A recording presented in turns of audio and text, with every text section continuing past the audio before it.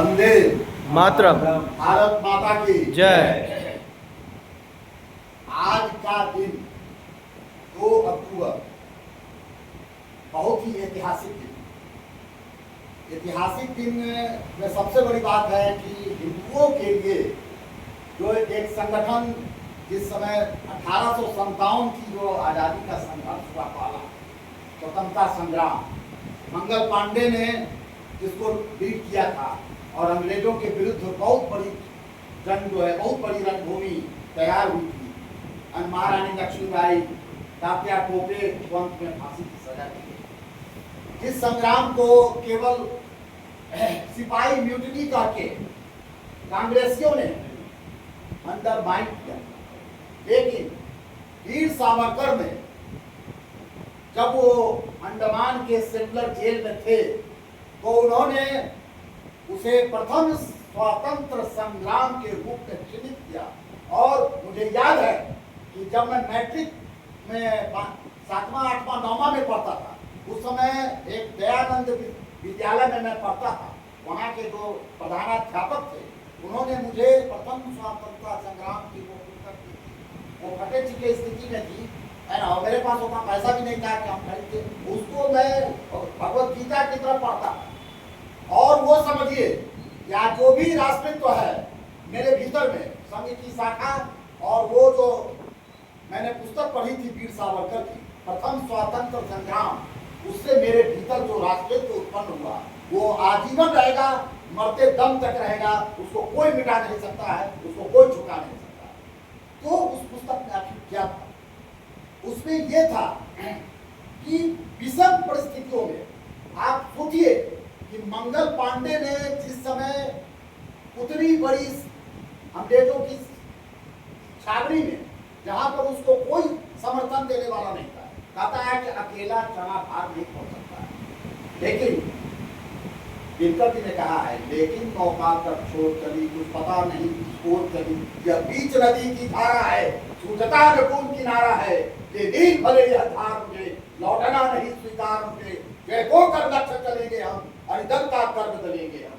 ये महाभारत कुछ दिन जीकर देखिए और यह महासमर, मुझको भी प्रलय बचाना है, कुछ खेल नया दिखलाना है, इस दम तो मुख मोड़िए नहीं, हिम्मत मेरी तोड़िए नहीं। वो मंगल पांडे ने उस विपरीत परिस्थिति में जब उसको कहा गया कि गाय की छठी लगा हुआ बुलेट को तुम मुंह से नोच करके चलाओ, उन्होंने उसका विद्रोह किया और वहीं से प्रथम स्वातंत्र संग्राम का सूत्रपात हुआ, जिसमें महारानी लक्ष्मीबाई ने अपना बलिदान दिया, तात्या टोपे वहां से फांसी दी गई। तो वहां से उस वीर सावरकर को आज कांग्रेसियों के द्वारा जितने भी और राष्ट्रीयता के विरुद्ध के दल हैं, आज उनको बहुत ही भिन्न रूप से अब्यूज किया जाता है। आज तुम जाओ देखो उस सेलुलर जेल में कांग्रेसियों कि क्या किस स्थिति में वीर सावरकर ने उतने दिनों तक संघर्ष किया। तो सबसे बड़ी बात है 2 अक्टूबर, फिर मैं अब विषयांतर हो गया था, 2 अक्टूबर पर आते हैं। 2 अक्टूबर को भारतीय इतिहास में 2 महान व्यक्तित्व के जन्म दिवस हैं, है ना। मोहनदास करमचंद गांधी में महात्मा नहीं पहुंचा, और दूसरा लाल बहादुर शास्त्री। दोनों अपने समय के महान पुरुष कहे जाते हैं, लेकिन हम लोग के आगे के संघर्ष में इन दोनों व्यक्तित्व और संघ की जो स्थापना हुई थी उसका 100 वर्ष है। यहाँ पर उन दोनों के चरित्र को मैं इसलिए ला रहा हूँ, बहुत देर से मेरे सुबह से मैं उस पर विचार कर रहा था कि मोहनदास करमचंद गांधी, लाल बहादुर शास्त्री से जो गलतियां हुई, वो गलतियां क्या आज भी हिंदू समाज नहीं कर रहा है? तो आज भी हिंदू समाज कर रहा है, हर कदम पर कर रहा है। क्या क्या गलती? मोहनदास करमचंद गांधी ने हर कदम पर मुस्लिमों का तुष्टीकरण, हिंदुओं की भावना को दबाया गया। तुष्टीकरण का लेवल ये था, जब हिंदू महिलाओं का बलात्कार होता था तो गांधी जी कहते थे कि इसका विरोध नहीं करना। मोगलाओं ने जब हिंदुओं के साथ जघन्य अपराध किया, उसकी कहानियां जब सुनिएगा केरल में, और आज भी केरल की भूमि उसी गलती के कारण पूरा जिहादियों के चंगुल में है। मुझे लोग कहते हैं, जो लोग केरल घूमने जाते हैं, खुलेआम वहाँ गौ हत्या होती है।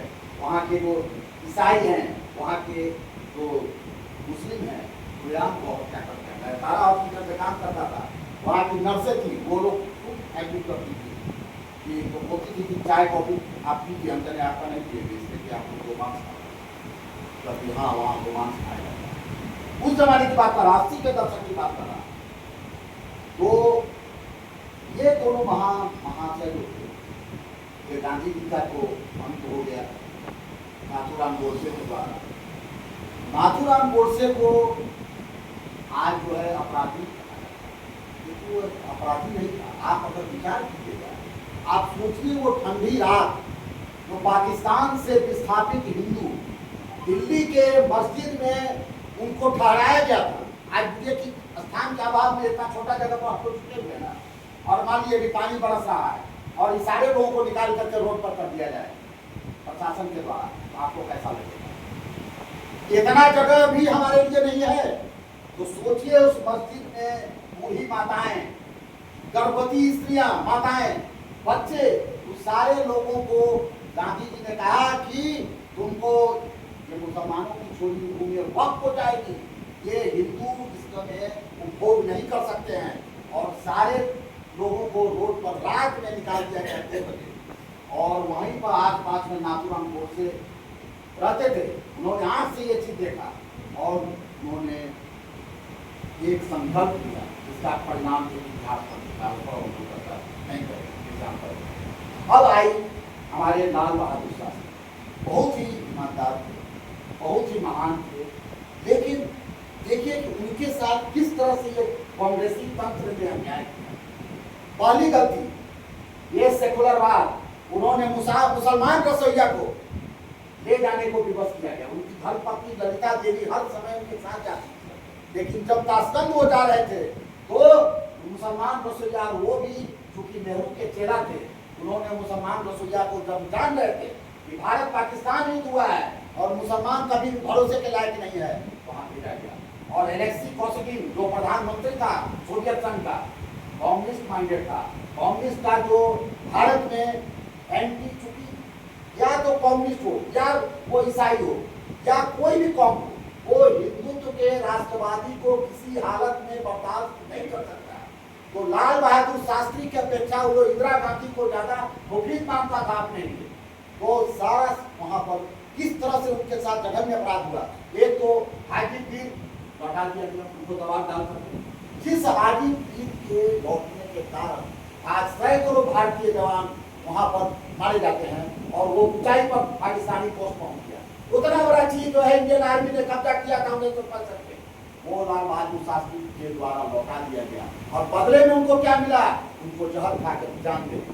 उनका मृत शरीर भारत में आया और पूरा नीला शरीर और उनका पोस्टमार्टम तक हुआ। मुझे आज भी याद है कि मैं 5 साल का बच्चा था उस समय 1966 में।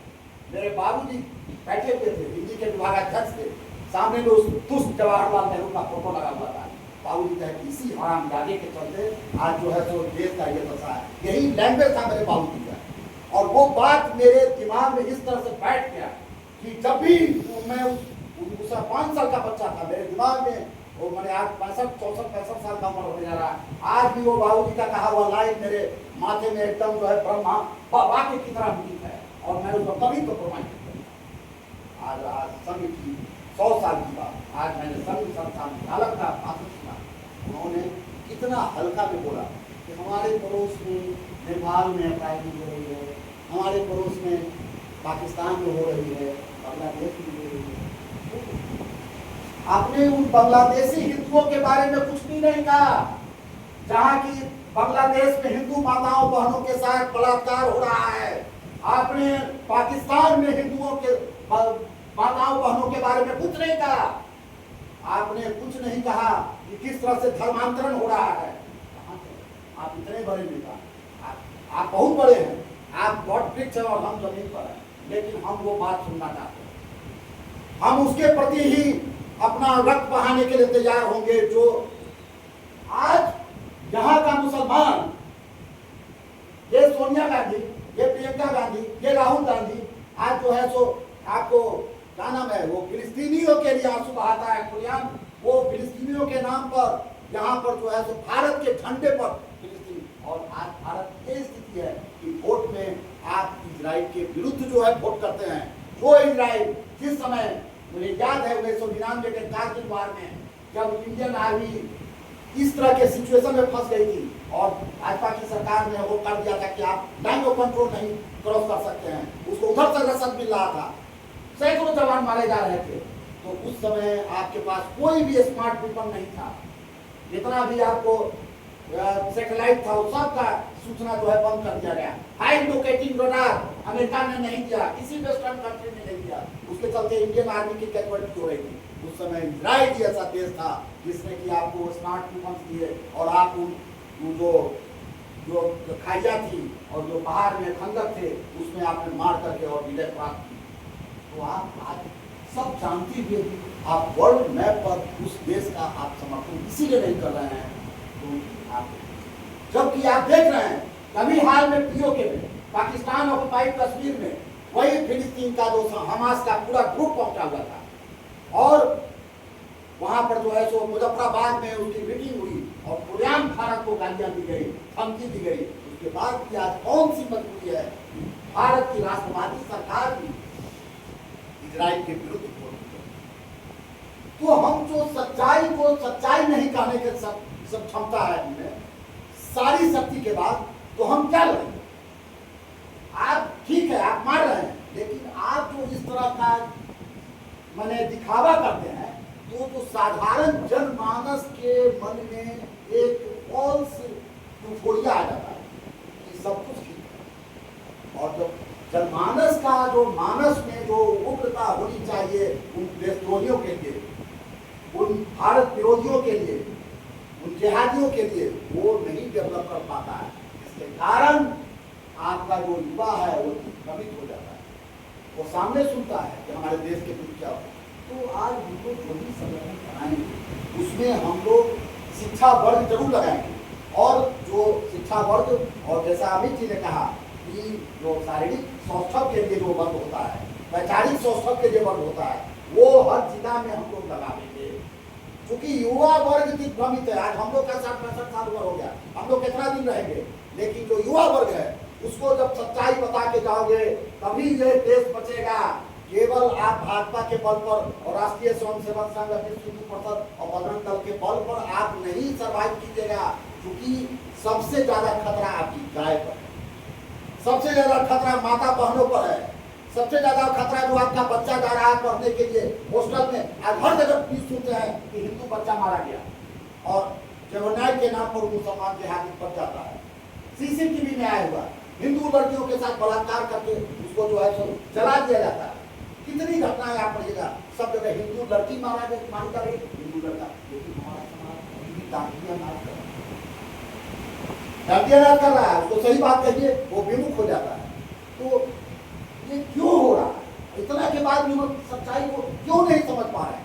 ऐसे ही नेताओं को जब आरएसएस प्रमुख इस बात को आज बोलते तो लाखों लोग, कुमार कार्तिक के बोलेंगे 10 आदमी सुन रहे हैं, आप बोलते तो करोड़ों लोग सुनते, करोड़ों लोग का खूब खोलता, आप क्यों नहीं बोलते? किसको खुश करना चाहते हैं?